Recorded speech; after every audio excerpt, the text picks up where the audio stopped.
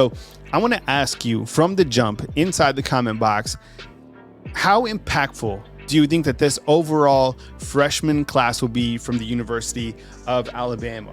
And I ask that because when you look to the class of 2024, and I'm going to bring that up in just 2 seconds, do you think that this will be a promising class in terms of guys that will be able to hold the standard of Alabama football, be able to carry on that lineage of greatness for the University of Alabama? You know, a lot of it being built by Nick Saban, closed out by Coach Kalen DeBoer. And when we look to this overall recruiting class, and we'll jump back to this video in just a second, because you do have your summer enrollees now on board with the Alabama Crimson Tide. But I think from an overall standpoint, let's just talk about the class of 2024 and how you think this class will impact the university overall. I'm sure you can see it on your screen right now. Let me double check just to make sure that that is sized correctly. There you go.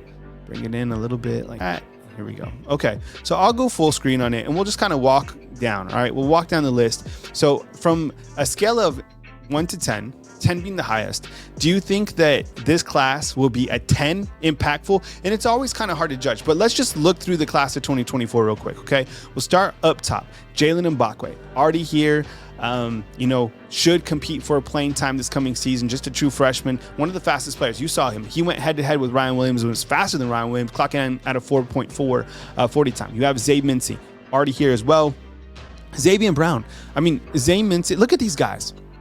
Some of the highest rated players for the University of Alabama, all in the secondary. Alabama certainly needed help.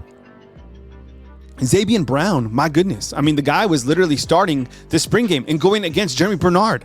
Right? Think about that. So Xavier Brown, certainly a guy that we will keep tabs on. A guy that I think will get there. A guy out of Santa Ana, California, and a 5-star, and every bit of it. You have another 5-star right behind him in Caleb Odom. And Caleb Odom, again, moved from tight end to wide receiver. We've talked about him many times. I told you personally that when I saw him in action, I felt that he was going to be one of the most impactful wide receivers on this team already as just a freshman, okay? So what I'm asking right now to lead off the show on Monday is, how impactful do you think this class of 2024 will be going forward? Do you think they'll be able to hold the standard of the University of Alabama football post Nick Saban?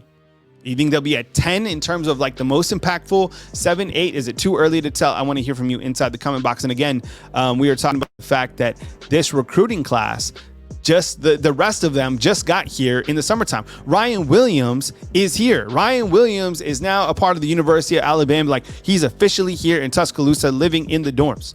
And how big is that for the University of Alabama?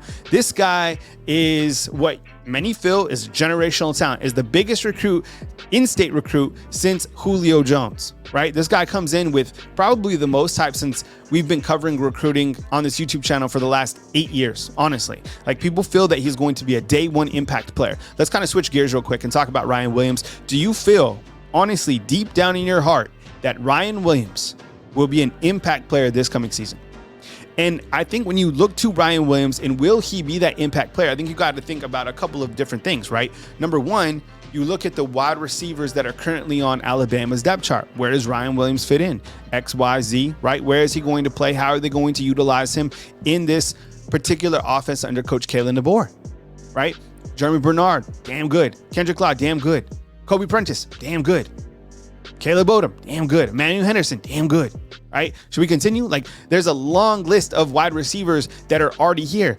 Let's not forget about Rico Scott and Amari Jefferson, who are also now here. Right? So the headlines are always going to be around Ryan Williams. I mean, Alabama football putting him literally in the center of this recruiting class. I mean, look, he is the focal point of this university. He is the guy that Alabama is surrounding Roll Tide Willie with, right? Who has been one of the biggest recruiters for Alabama. Who would have thought, right? He helped, I guess he landed Chris Omori and Ryan Williams, right? Ever since Roll Tide Willie has been a part of Alabama, Alabama's been, crushing it on the recruiting front. He's been the first guy when players step on the field or the court. Roll Tide Willie's been the first guy they've seen. He's done a really good job pairing up even an apparel deal with Ryan Williams. Let me ask you this. Do you think that Ryan Williams, let me ask you, just yes or no, do you think that Ryan Williams will catch 40 passes this season? Yes or no? Let me know inside the comment box. 40 passes this year. I am going to say no, but it's close. Okay. I think 30 is feasible. I think 25 is realistic. 40, I'm not sure about. Okay. Okay. And let me ask you this. Do you think, yes or no, inside the comment box, do you think that Ryan Williams will be a starter? Do you think that he will start from the jump against Western? I'm talking like, within the first rotations. And I get it. There's a bunch of different formations, so there could be multiple starters. But do you think that he will be a day one starter here at the University of Alabama? Yes or no? Okay. Let's look back at this recording. We'll come back and talk more about Ryan Williams. I'll go full screen on it. All right, as we continue to look at the list, Casey Poe, another guy that people are really excited about, okay? Jeremiah Beeman, same thing. Peyton Woodyard. Part of this class, one of the guys that left from this class during the spring transfer portal, okay? Ended up at Oregon, another prospect out of California. Jay-Sean Ross, Daniel Hill. You guys seen recent clips of Daniel Hill? Kid's absolutely shredded. I don't know his true weight. Right here on 3 has him at 235 pounds. The kid's completely diesel, a part of that running back group that is completely loaded. And he's already here. He's a spring and rolly. Sterling Dixon, baller, William Sanders, Bubba Hampton. My goodness, look, when you talk about wide receivers here at the University of Alabama, think about Bubba Hampton. He's going to play. Let me ask you this, okay? Straight up, I'm serious. Who catches for more passes? Is that a question? Who catches for more passes and who has more playing time this year, Bubba Hampton or Ryan Williams? Think about it. The talent pool is not dead at the University of Alabama. So if you're going out there and you're an opposing coach and you're trying to recruit against Alabama, the well is not dry. It's not. Bubba Hampton, my goodness, this dude is a baller. Man, that's crazy. Him and Caleb Odom, that's already a tandem in my opinion in terms of wide receivers. That are both freshmen, true freshmen. Red Morgan, my goodness, baller. The guy was already, seen starting time for the University of Alabama this spring. He's already here. Caden Jones, don't sleep on this guy. My goodness. I really like these three next prospects, Vega, Okoronkwo, and Jones. I saw each of those guys literally with my own eyes at practice, and they all impressed me. Caden Jones specifically, this guy, he really did. By the way, if you're here, please drop a thumbs up on this video. I appreciate you guys. I hope you guys are having a fantastic Memorial Day. And as I said at the beginning of the show, freedom is not free. We understand that. To those that have paid the ultimate sacrifice, our thoughts and prayers are with those families, and we understand the magnitude of that. And also, if you served in the military past, we also really appreciate you. And if you're currently watching this overseas or you're serving in the military, we appreciate you. Honestly, that's real shit. That is real life, and we appreciate you more than you know. I was talking about this earlier on my Instagram. Mr. Kyle Henderson on Instagram is I don't have regrets in my life. I don't. One of the regrets that I do have, and if there's any, is not serving the country. Really, I think about that now as I'm a 40-year-old man. I think about that, and it's so important to be able to live in this great country and the freedoms that we have, right? So I think about that. So those of you that have served, props to you. More than that, thank you. And and when I worked in Washington D.C. on Capitol Hill, it made me so proud. I worked at the EPA, and I worked for a congressman. So I worked 2 different times in D.C. And I rode every single day from Braddock Station to Pentagon City and to the Pentagon. And I was so proud because there was generals, there was lieutenants that were on the metro, and they were dressed up and they were sharp in shape. And it was just, it was a big honor just to be around that type of caliber of individual. So, I did the Murph training on Saturday. Has anyone did a Murph training inside the comment box, right? Run a mile. This is with a 20-pound vest, okay? 100 push-ups, 100 pull-ups, 200 push-ups, 300 squats, and then you run another mile. I was able to do it yesterday, and I just got through a workout today, which is amazing. Okay, continuing to look at this class.